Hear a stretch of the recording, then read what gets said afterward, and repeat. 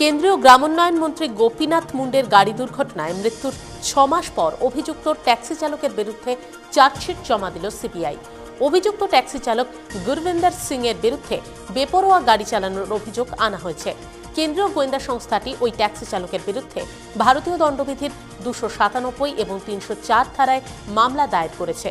প্রসঙ্গত, চলতি বছরের 3রা জুন ইন্দিরা গান্ধী বিমানবন্দরের পথে যাওয়ার সময় মুন্ডের গাড়ির সঙ্গে সংঘর্ষ হয় গুরবিন্দরের ট্যাক্সির, আর তাতেই মৃত্যু হয় প্রাক্তন ওই কেন্দ্রীয় মন্ত্রীর।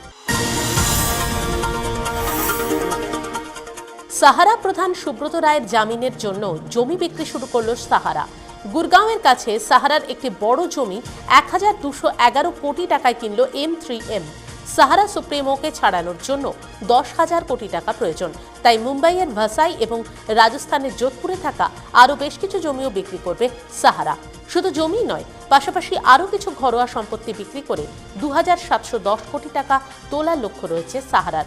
সম্প্রতি সুপ্রিম কোর্টের তরফ থেকে সাহারাকে সম্পত্তি বিক্রি করে অর্থ সংগ্রহের অনুমতি দেওয়া হয়। দুর্নীতি কমছে ভারতে আর বাড়ছে প্রতিবেশী দেশ চীনে, এমনটাই জানাচ্ছে ট্রান্সপারেন্সি ইন্টারন্যাশনালের বার্ষিক রিপোর্ট। বিশ্বের 175টি দেশের দুর্নীতির তুল্যমূল্য বিচারে ভারত আগে ছিল 95তম স্থানে। গত 6 মাসে দেশে দুর্নীতির পরিমাণ কমায় তা 10 ধাপ এগিয়ে এসেছে 85তম স্থানে। যেখানে চীন আগে 80তম স্থানে ছিল, বর্তমানে 20 ধাপ পিছিয়ে পৌঁছেছে 100তম স্থানে। রাশিয়ার চেচনিয়া প্রজাতন্ত্রের রাজধানী উত্তর কক্সাসে জঙ্গিদের বিরুদ্ধে প্রবল গুলির লড়াই করতে গিয়ে প্রাণ হারালেন কমপক্ষে 10 জন পুলিশ কর্মী। মৃত্যু হয়েছে 9 জন জঙ্গিরও।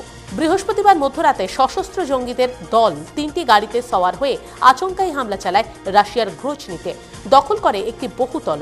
রাশিয়ার সেনাবাহিনী পরে পাল্টা আক্রমণ চালালে সেসবটি রণভঙ্গ দেয় জঙ্গিরা। ঘটনায় কড়া প্রতিক্রিয়া ব্যক্ত করেছেন রাশিয়ার রাষ্ট্রপতি ভ্লাদিমির পুতিন। ক্রমশই দুর্বল হচ্ছে ইসলামিক স্টেট জঙ্গি সংগঠন বা IS। সম্প্রতি এমনটাই দাবি করলেন মার্কিন বিদেশমন্ত্রী জন কেরি। ব্রাসেলসে আয়োজিত IS বিরোধী দেশের জোটের বিদেশমন্ত্রীদের এক বৈঠকে মার্কিন বিদেশমন্ত্রীর দাবি, আমেরিকার নেতৃত্বাধীন মিলিত বাহিনীর 2 মাসের বিমান হানায় শক্তি ক্ষয় হয়েছে ওই জঙ্গি সংগঠনটির। ফলে লাগাতার আক্রমণ চালিয়ে যেতে হবে যাতে সমূলে ধ্বংস হয় IS। এবার ফ্রান্সে নিষিদ্ধ হচ্ছে ডিজেল চালিত গাড়ি। সেদেশের পরিবেশ মন্ত্রকের মতে ডিজেলের গাড়ি ক্রমশই ক্ষতিগ্রস্ত করছে স্বাভাবিক পরিবেশ, বাড়ছে দূষণ।